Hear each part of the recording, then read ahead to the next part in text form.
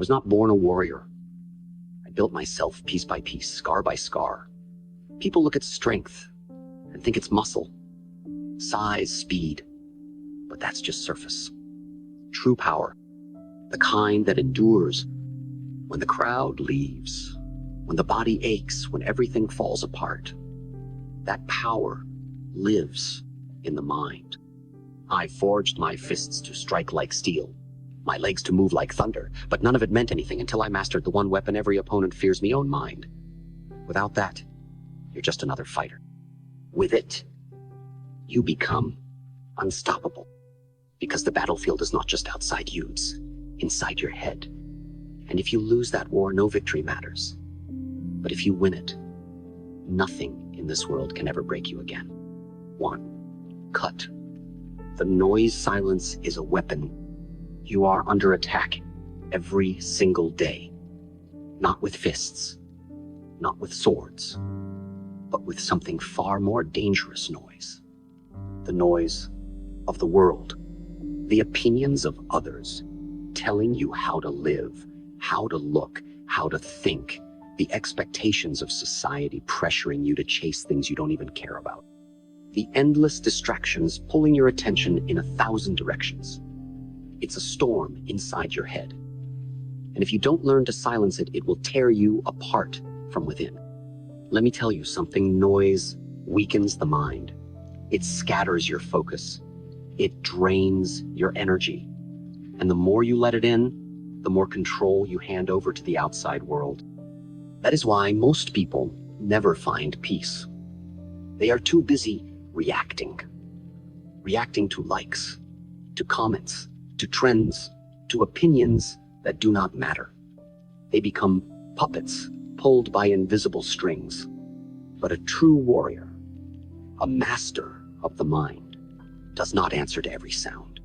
He does not flinch at every opinion. He does not run after every shiny thing. He chooses silence, see not, because he is afraid to speak, but because he is strong enough not to waste his words. Silence is not emptiness. Silence is not weakness. Silence is strategy. It is awareness. It is the space where truth can be heard. When I trained, I didn't just strengthen my body, I sharpened my attention. I would spend hours alone. No music, no television, no phones, just me, my breath, and the rhythm of silence. I watched my thoughts rise and fall like waves. I listened to the space between the noise. And in that space, I found something most people never experience: clarity. A clarity so pure that it made chaos around me seem slow, predictable, even powerless. Silence trains your focus like a blade. If you cannot focus your mind, you are no different than a man holding a sword with a trembling hand. You may look strong, but you are not ready for war. A focused mind cuts through illusion, distraction, and fear. An unfocused mind collapses under pressure. So I ask you, how strong is your focus? Here is the truth. If your mind is easily disturbed by the world, you will always be its slave. But if you can sit in stillness and remain unmoved, even when the world screams around you, then you have become truly powerful, because no one can control the man who controls his own awareness. So learn this. Deeply silence is not a void. It is a furnace. A space where weak thoughts are burned away and your real self is revealed. Turn down the volume of the world. Tune into yourself, because that is where power begins.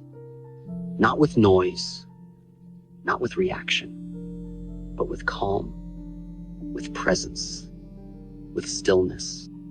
That is the beginning of a bulletproof mind. 2, emotion is fuel, but you control the fire. Let me tell you something many people will never understand. Your emotions are not your weakness. They are your power. Anger, fear, frustration, sadness. These are not signs that you are broken. They are signals. They are energy. And energy, when used with precision, becomes power. But here's the catch. If you don't learn how to control that energy, it will control you. It will own you. I've seen people lose battles not because they lacked skill, but because they were ruled by their emotions. They got angry and made mistakes. They got scared and froze. They felt doubt and walked away from greatness. This is what happens when emotion is the master. You become reactive, you become blind, you fight battles that were never yours to begin with. But I never ran from my emotions. I never buried them. I studied them.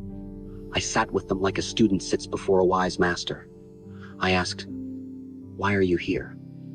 And slowly I understood. Anger is not the enemy. It is fire. Fear is not weakness. It is awareness. Sadness is not a curse. It is depth. The problem is not the feeling. The problem is being untrained in how to use it. I took my anger and I sharpened it. I used it in my training to push beyond limits. When my body wanted to quit, anger whispered, "Keep going." When fear showed up, I did not run. I walked toward it. I asked it to show me my edges. And every time I faced it, I grew.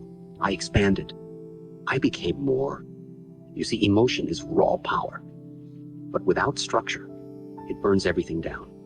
The key is not to kill emotion, is to contain it, to shape it. Like a blacksmith forging a blade, you must learn to take the heat and hammer it into something useful. That's the difference between a fighter and a master. The fighter throws punches. The master channels storms. But how do you do it? You start by becoming aware. The next time you feel rage rising, don't lash out, observe it. Watch how it moves through your body. Feel its power. Don't judge it. Learn from it. Breathe into it. And then ask yourself, where does this energy belong? When you direct it with clarity, you become unstoppable. But if you act blindly, you will destroy everything in your path, including yourself. A bulletproof mindset does not mean you feel nothing. It means you feel deeply, but you do not act recklessly. You feel pain, but you don't become bitter. You feel fear, but you don't run. You feel anger, but you don't lose control. This is mastery. Remember, a fire can warm your home or burn it to the ground. Emotion is the same. What matters is who's holding the match. So hold it with strength, with calm, with awareness, because the man who controls his emotions controls his destiny. 3. Detach from the outcome, master the moment. One of the greatest traps the mind falls into is the obsession with results. Everyone wants the win, the title, the recognition. What if I fail? What if they judge me? What if I don't make it? Their minds are lost in the future, a place that doesn't exist yet. And in chasing that imagined future, they forget the only thing that truly matters, the present moment, the fight that's happening right now. Let me make this clear. When you become addicted to outcomes, you become blind to the process. And the process is where the power lives. When I trained, when I fought, when I performed, I didn't think about winning. I didn't think about applause or trophies. I thought only of breath, timing, movement, balance. I wasn't trying to impress. I was trying to express. The art, the discipline, the awareness. That's what mattered. Not the medal. If your mind is stuck on what will happen, you have already lost control. You become tense. You hesitate. You start performing for approval instead of for mastery, and that weakens you. Your technique may be flawless, but your mind will be scattered. Your body may be strong, but your spirit will be fragile. A divided focus is the death of performance. You see, attachment is fear in disguise. When you're attached to a result, it means you're afraid of what happens if you don't get it. You begin to shrink. You hesitate. You second guess. But when you detach, when you no longer fear the outcome, you move freely. You flow. You become dangerous. Not because you don't care, but because you are no longer controlled. I remember stepping into fights where the other man looked stronger, bigger, more experienced. But I didn't care about his resume. I didn't care what people said about him. I focused only on this. What is in front of me right now? What do I see? What do I feel? What is needed in this moment? That mindset gave me clarity. That clarity gave me the edge. And that edge gave me the victory.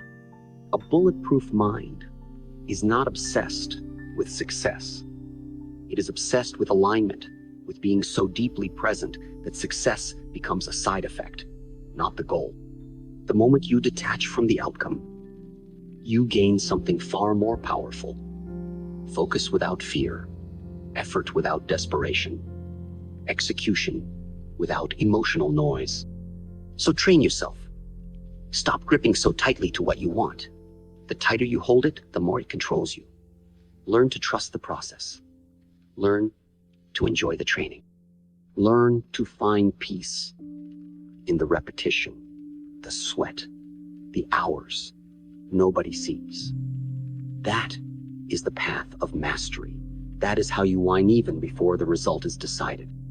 When you no longer need to win, that's when you become unstoppable. Because the master does not chase the prize, he becomes worthy of it through every present focused discipline moment. That is the true secret to mental mastery. 4. Suffer in training so you never suffer in battle. Everybody wants to win, but few are willing to suffer. Everyone wants strength, but they reject struggle. They want greatness without sacrifice, mastery without pain. But let me tell you the truth, there is no mastery without suffering, no bulletproof mind without fire. You don't rise to your potential by staying comfortable. You rise by making peace with discomfort, by inviting it, living in it, growing through it. When I trained, I didn't train for applause. I trained for war. Not just the kind with fists and sweat, but the war within. The war against laziness, against weakness, against that soft little voice that says, take it easy, you've done enough. No one's watching. That voice, that's the enemy. That voice is why most people never reach their peak, because they believe the lie that comfort equals safety. But comfort is a trap. It weakens the edges of your mind. It dulls your instincts. It puts you to sleep, while your purpose slowly fades. That's why I trained when it hurt. I trained when I was sore. I trained when I didn't feel like it. I trained when no one clapped, because I knew something most people ignore. Suffering now protects you later. You see, pain is not just something to endure. It's something to use. It's a mirror showing you who you really are. It reveals your limits and then invites you to break them. Every rep, every drop of sweat, every early morning when the world is still sleeping, that's where the bulletproof mind is forged. Not in the spotlight, not on stage, but in the dark, when no one sees, when no one cares. And understand this, real suffering isn't just physical. It's mental, it's emotional, it's spiritual. It's the discipline to say no when temptation calls. The strength to keep going when everything inside you says, stop. It's the decision to keep your promises to yourself even when no one would know if you quit. I've seen fighters collapse in the ring not because their body gave out, but because their mind was never prepared. They avoided suffering in training, so when life punched them in the face, they folded. That's why I say train harder than the battle. Sweat more in practice than you bleed in war. Make your training so brutal that reality feels light by comparison. The man who suffers intentionally is the man who never suffers by accident. So ask yourself, how much discomfort are you willing to carry today so you don't break tomorrow? Can you push through boredom, through fatigue, through self-doubt? Can you show up when no one is cheering? Can you suffer without complaint? Because that's the doorway to power. That's the cost of freedom. The bulletproof mind is not handed to you. It is earned in the silence, in the sweat, in the struggle. Every time you suffer on purpose, you build another layer of mental armor, until one day the world throws its worst at you and you stand calm, unshaken, ready. That is what makes you dangerous. Not your body, not your fists, but your ability to suffer now so you never suffer later. 5. Never fight the same enemy twice. Evolve. You know what keeps most people trapped? It's not the world. It's not the system. It's not even their enemies. It's their own repetition. They wake up every day, fighting the same mental battles, facing the same doubts, reacting the same way they did yesterday. They stay locked in a loop, same fears, same excuses, same reactions. That is mental stagnation. And let me tell you, repetition without evolution is not growth. It's decay. A man with a bulletproof mind does not fear enemies. He studies them, learns from them, and then he evolves so completely that the same challenge can never touch him again. That's what it means to grow. You don't just get stronger, you become different, unrecognizable to the weakness that once held you down. Let me explain. When I lost a fight, physically or mentally, I didn't walk away angry. I didn't wallow in defeat. I analyzed. I dissected. I asked questions. What did I miss? What emotion controlled me? What hesitation cost me my focus? I wasn't trying to protect my ego. I was trying to sharpen my understanding. That's the difference between the average man and the master. The average man avoids the lesson. The master becomes obsessed with it. Every failure was a message. Every weakness was an invitation to adapt. I wasn't ashamed of it. I was fueled by it. My mindset was simple. If I fight the same battle again, I will not fight it as the same man. Because to encounter the same problem twice and respond the same way, that is not resilience. It is ignorance. I want you to really understand this. Evolution is not about adding more. It's about shedding what no longer serves you. Let go of outdated beliefs. Burn away habits that slow you down. Kill off the parts of you that keep dragging you back into the same suffering. Most people are not stuck because life is hard. They are stuck because they keep responding to life the same way they did 5 years ago. And some enemies aren't people, they're patterns. The way you shut down when criticized, the way you procrastinate under pressure, the way you let fear speak louder than purpose. These are enemies too, and they're dangerous because they live inside you. But you don't have to fight them forever. You can outgrow them. How? By making new decisions. By observing your old reactions and choosing a higher path. By practicing new ways of thinking, of speaking, of acting, until the old version of you can no longer survive in this new mental environment. That's what evolution looks like. It's not a sudden transformation. It's a silent, deliberate shedding of old skin layer by layer. You must aim to become so advanced in your mindset that the battles of your past cannot even recognize the person you've become. Your old triggers, neutralized. Your old fears, shrunk. Your old reactions, replaced with calm, with clarity, with calculated movement. This is how a master is not by talent, not by luck, but by constant adaptation. A bulletproof mind doesn't stay the same. It upgrades. Every scar is an upgrade. Every failure is a download. Every lesson is an update to the system. And when your mind evolves faster than the challenges life throws at you, you become untouchable. So remember this. Your job is not to stay strong as you are. Your job is to keep evolving until the strength of yesterday looks like weakness today. That way, no enemy ever gets to fight the same version of you twice. Because the man who evolves cannot be defeated by anything that once beat him. 6. Protect the gate. What you allow shapes you.